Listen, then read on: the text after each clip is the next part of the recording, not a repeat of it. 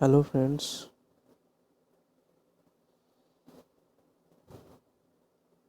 today we're going to explain why quantum mechanics arrived or what is the failure of the classical mechanics and how the quantum mechanics developed or who founded the column of the quantum mechanics. Who founded the column of the quantum mechanics and what is the failure of the classical mechanics, that is the origin of the quantum mechanics. There was a few experiment held by few scientists before the quantum mechanics was unsolved. The first is photoelectric effect. 1887 scientist Hertz made an experiment called the photoelectric effect, but he failed to explain how photoelectric effect occur and why the photoelectric effect is instantaneous in nature. It's also unsolved problem.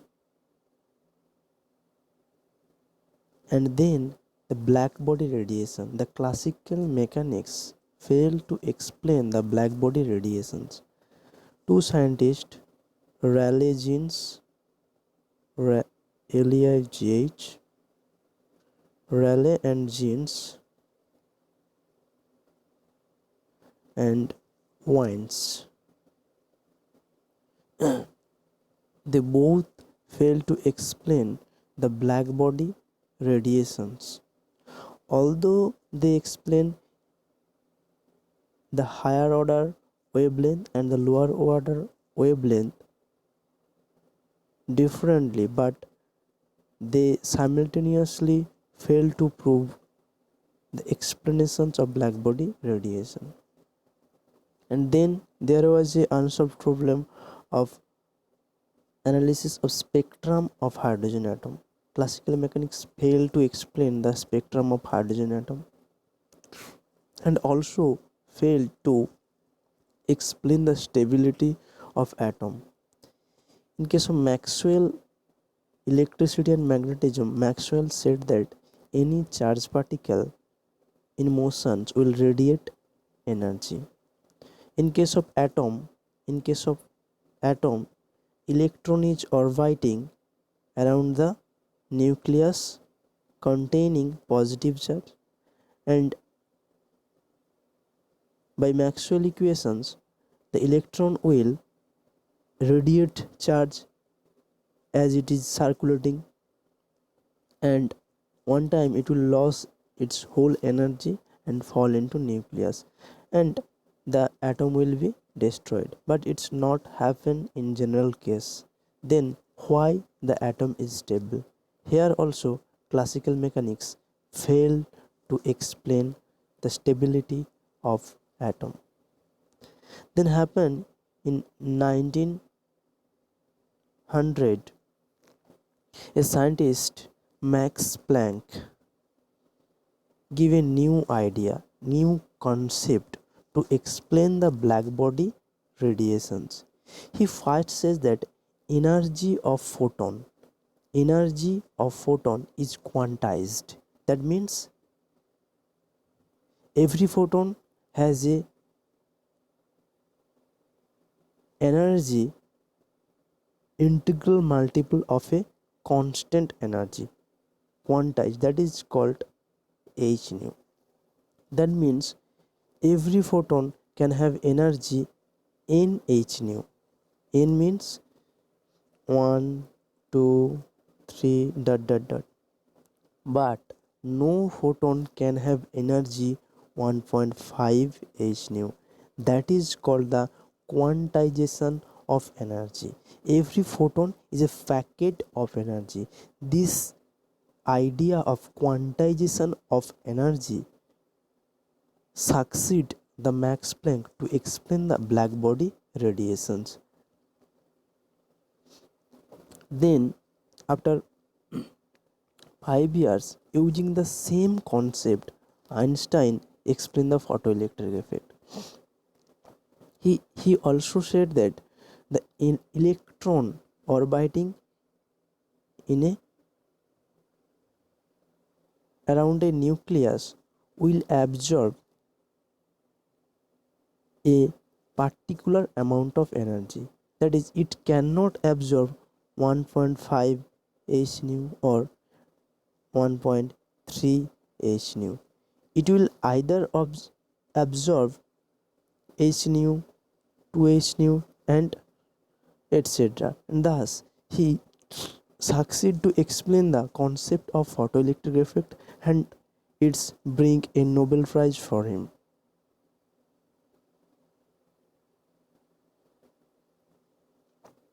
Nobel Prize.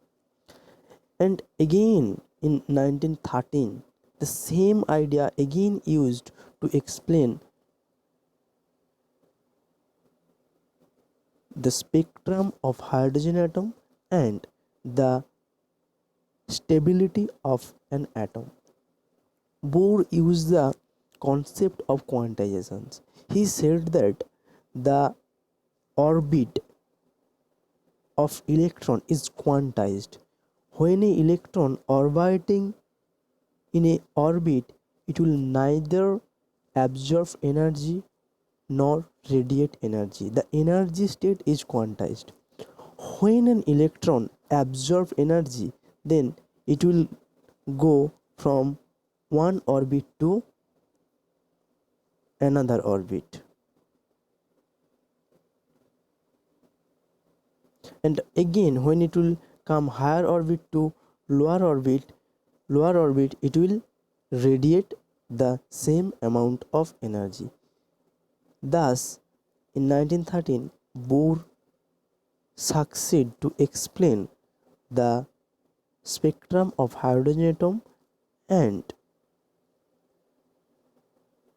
the stability of atom. Again, in 1923, Compton proved the corpuscular nature of the night. The corpuscular means duality, means the light wave or having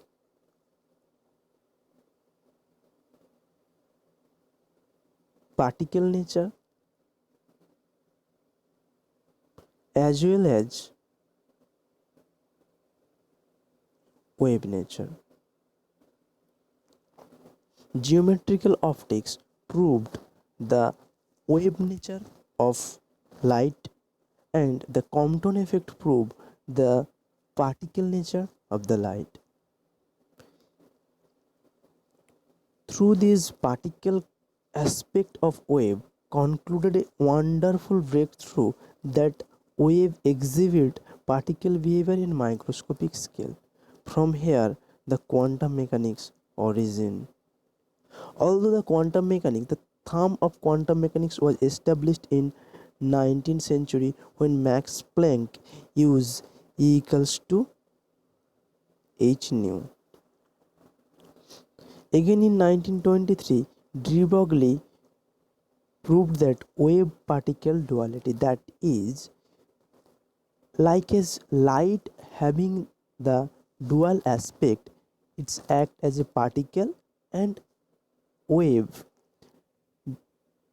Like this, a particle also have a wave nature in motion, and this was proved in 1927 by the Davison-Germer experiment. Davison-Germer experiment through electron diffraction. Thus, here a particle having wave and also a particle nature. Here the historical approach. The first quantum formulation. The first quantum formulation is made by Heisenberg in 1925. It's called the matrix mechanics. That is how wave propagate in media. It was the first quantum formulation, and then in second quantum formulations it was made by 1926 wave mechanics. The wave mechanics were designed in 1926 by Schrodinger's. Schrödinger gives first the wave equations for quantum mechanics that calls for a wave. If a particle is in motion, then it will act as a wave according to de Broglie's hypothesis, de Broglie wave particle duality. But how we can calculate the wave? It was given by Schrödinger using the wave equations and the wave function psi. And then the Dirac scientist Dirac came and gave a new dimension to this in 1928 by Dirac equations, and which predict the existence of antiparticle. First discovered antiparticles were positron, the antiparticles of electron. But there is a problem. Here Schrödinger proved that wave function psi and wave equations for a particle in motions. Here is problem is that a particle cannot stay any instant throughout the wave.